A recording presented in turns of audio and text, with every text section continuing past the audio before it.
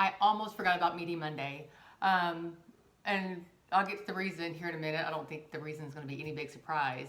But it is, let me see, almost 1:30, and I'm just now remembering I need to do this. Luckily, all I've had today is coffee with a little creamer. It's actually my husband's cup, best dad ever. I steal it from him all the time though, because it's actually the best coffee mug in the house. But yeah, I kind of totally forgot about it, and I'm gonna get to the recipes and what I'm making. I do want to apologize real quick. I said last week, all month I'll be using recipes out of this book. But in light of all the distractions from the past few days and the past week, I have not prepared anything for this book. And so you're just gonna see basically what I throw together based on what I have in the house. And I always have meat in the house. So a Meaty Monday doesn't really have to be prepared for. It is, I just gotta thaw out some meat and cook it. So I'll get to that here in a minute. Of course, the distractions, everything's on the coronavirus, AKA COVID-19. You know, I've been just as distracted as the rest of you guys. Honestly, it even feels weird making this video because so much is going on right now, and just to make a video and not say something and just pretend like nothing else is going on in the world, which the world is, you know, the proverbial poop is hitting the fan. So, you know, you can't just ignore it. But at the same time, I don't want to just shut down everything I'm doing. I don't want to just quit making videos. I don't want to quit making recipes because as more and more of you are forced home and kids are out of school, or you're forced to work from home or can't go into the office, chances are you're going to be on YouTube. So I will keep making videos. It does feel a little strange, maybe a little self-serving, but at the same time, if you're keto and you're wanting to stay keto, these videos can hopefully motivate you and help you to do that. And thankfully, you know, the big run on stores right now is toilet paper, and you don't need TP to do keto. So let's get to what I'm going to eat today. Again, even though it's already 1:30, and I never wait this long to eat. I'm actually starving right now. But I did have some coffee. I'd taken kind of a 2-month hiatus from coffee, except for like once a week, just to kind of see how I would feel, and I didn't really notice a big difference in my health one way or the other. So starting this week, I have officially put coffee back on my diet, and my taste buds are very happy because I do love coffee, not for the energy benefits, but I just like the taste. So what am I going to eat this week? Well, in the freezer that I pulled out, I have brisket, I've got ground beef, I've got a ribeye steak, and I've got chicken. And so let's go and take a look at that.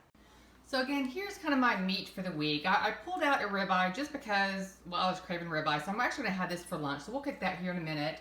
But these hamburgers, ground beef, and again, this is kind of the meat for the week for the whole family. I'll also make some veggies for later in the week, probably some Brussels sprouts, maybe some broccoli. This chicken, I'll roast it up in the oven. I'll probably make little patty sliders out of this, and I'll be putting this in the crock pot here in a little bit. And I'm probably going to be eating this for dinner. We will see. So today will really be kept super simple. I'm probably just going to have beef all day. If I'm really craving something else, I might throw in a little bit of cheese, or I might scramble me up an egg. But on days like today where I have literally planned zero when it comes to meals, I'm going to keep it as absolutely simple as possible. And the easiest thing for me to make is always going to be meat.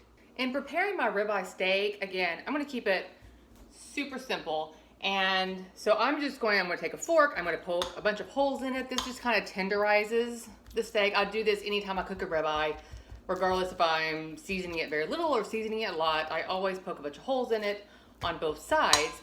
And then I'm just going to take salt, and I'm going to salt it pretty liberally because, you know, with the keto diet, you want to make sure your electrolytes are up, and you want to make sure you get plenty of that in.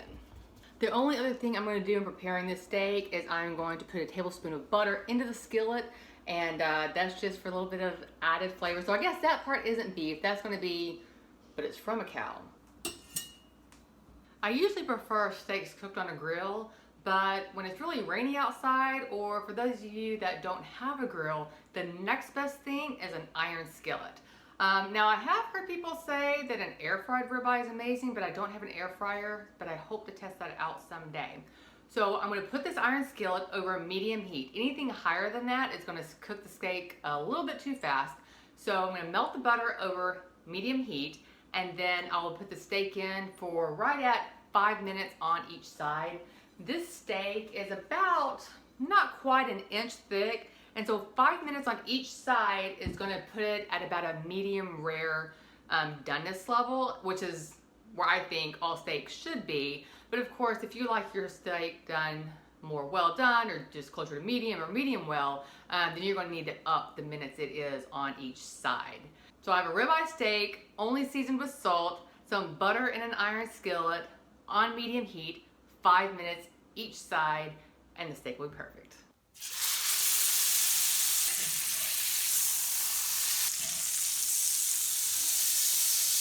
This is a 1 pound steak, so I'm only going to eat half of it for lunch, but I just want to show you the insides of it. It is a perfect color pink, exactly how I think it should be. Of course, that's my personal opinion. I just think it's right. All right, let me go enjoy this steak really quick, and then I'm going to come back and show you how I prepare a brisket in the oven that is both super flavorful and really, really tender. It's honestly like the next best thing to my husband's smoked brisket recipe. Okay, I just finished my ribeye for lunch, which means I'm no longer starving and I'm ready to proceed with my day. The next thing I'm going to make, and this is going to be my dinner tonight, is a brisket. And what you need for this is about a 3.5 pound brisket. I know a lot of people trim the fat before they cook a brisket, but I think the fat is where all the flavor's at.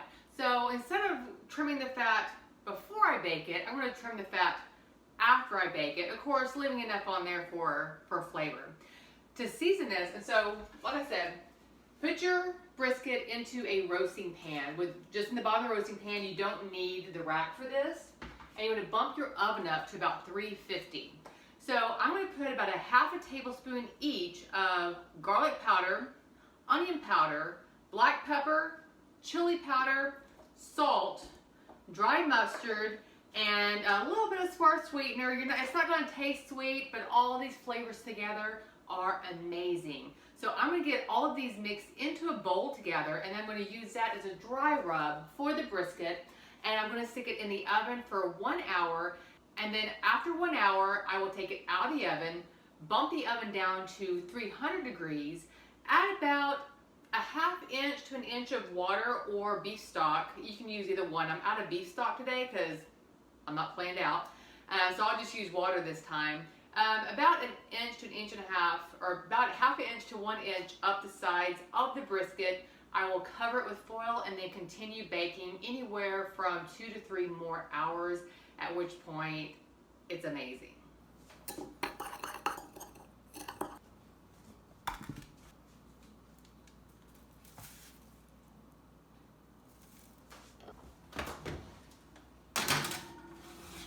All right, I just took the brisket out of the oven. It has been in there at 350 for 1 hour. And now I'm just going to add some liquid, about a ½ inch to an inch up on the sides of the brisket.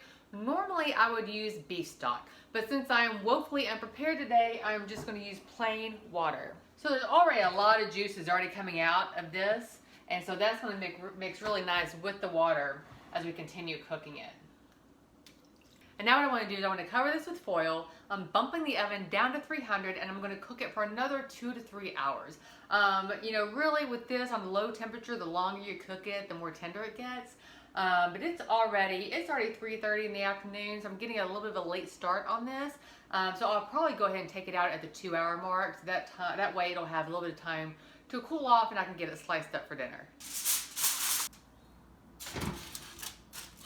All right, the brisket just came out of the oven. In fact, you can see it's still smoking. So I'm gonna let this cool off for a little bit, and then I am going to fix my dinner plate. So this is going to conclude Meaty Monday. I have sliced up about 4 ounces of brisket, and I went ahead and added a couple of slices of cheese as well, just for some added flavor.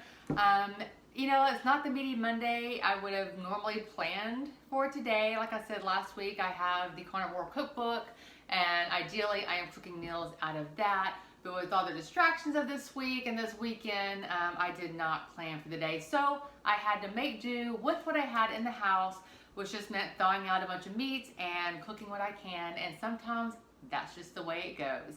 So you guys, there are other vloggers, other YouTubers who are participating in Meaty Monday. I will put a link to their channels in the description box below. So make sure you go visit them, show them some love, like and comment on their videos. And don't forget to subscribe to my channel if you have not done so yet. And until next time, you guys have a great night. Stay safe, stay well. Try not to get too bored at home. And I will see you on the next video.